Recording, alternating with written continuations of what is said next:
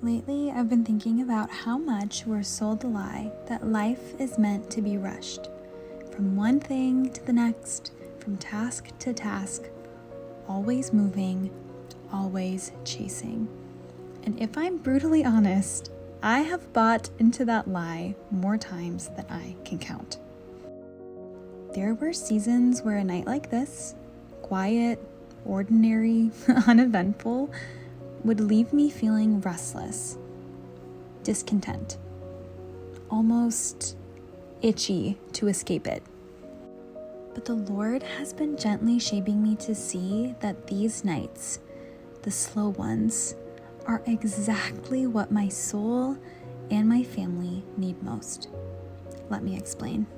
Slowing down feels unnatural at first. We're so used to hustling and producing and proving. And I learned that early on, back in college. I was managing a retail store, taking a full course load, working an internship, volunteering endlessly with a ministry and church, and somehow convincing myself that all of that was normal. I would collapse into bed at 3 a.m. and wake up hours later and do it all over again. I looked like I was thriving.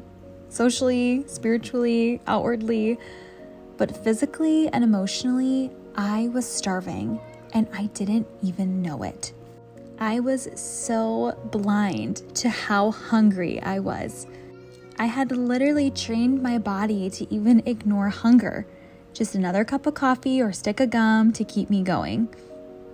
My soul longed for rest, for stillness, for something deeper. And yet I didn't even know how deprived I truly was. Even when I was in the Word daily and seeking God sincerely and growing in my faith, I just didn't understand how much I needed to simply just be.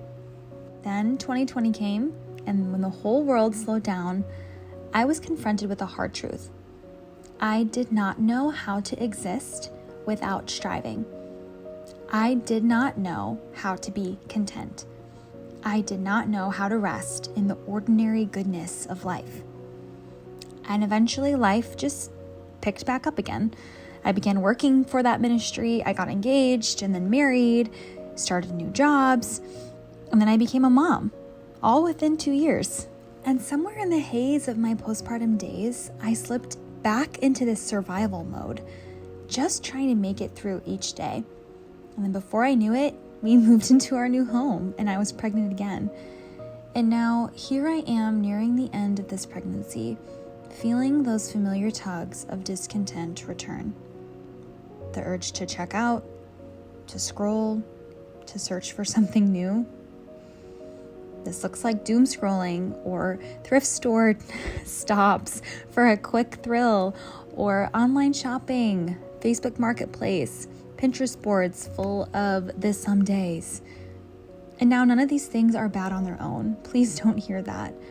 But I've been using them to cope, to dissociate, and to numb this quiet ache in my heart. That feeling that nothing is ever quite enough. Not clean enough, not pretty enough, not finished enough. Always wondering what I might be missing out on. And then one day, in prayer, the Lord confronted me, and this question I could not shake. Why did I need to escape the life I once prayed so fervently for? I am living in blessings upon blessings, a family, a home, my body that's growing life, a table to gather around. So I repented and I confessed this to the Lord and then later to my husband. And now I share it with you, not out of a place of I have it all together and figured out, but truly out of a vulnerable spot of I am just learning what this looks like, and I'm inviting you to learn with me. I am learning slowly how to live content with the Lord, not apart from Him, not distracted from Him, not as a side offering, but as my everything. Jesus reminds us in Luke 10, Martha, Martha, you are anxious and troubled about many things, but one thing is necessary. And I want to choose the good portion, the one that won't be taken away. Hebrews tells us to throw off everything that hinders and to run our race with our eyes fixed on Jesus.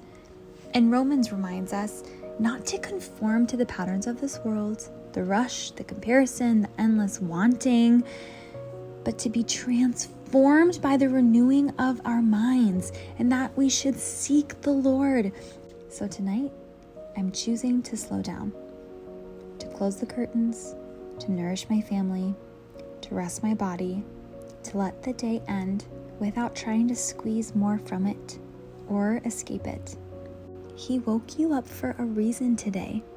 There is purpose in this ordinary evening, goodness to notice, gratitude to give, and the glory of the Lord to be found right here in the quiet.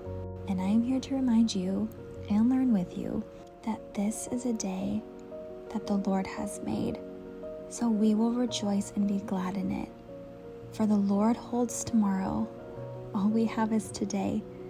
So let's stop trying to rush through our days and just escape them and get through them.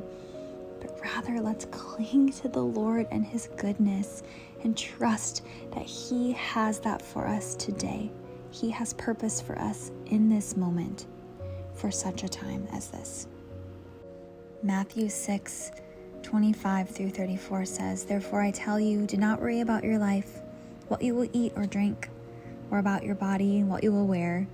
Is not life more than food, and the body more than clothes? Look at the birds of the air.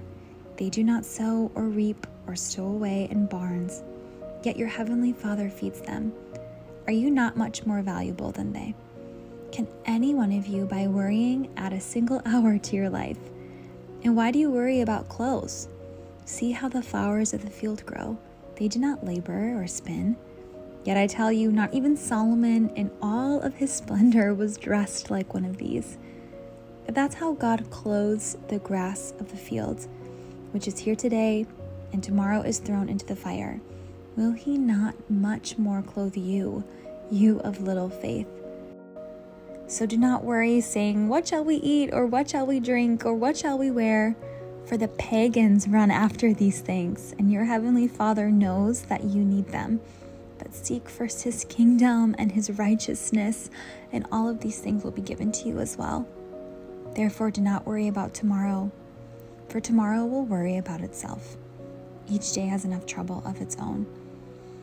Friends, I don't want to be like the pagans that run after what we will eat or drink or wear, what the next thing is to consume. I want to seek first His kingdom, and I want to live truly content.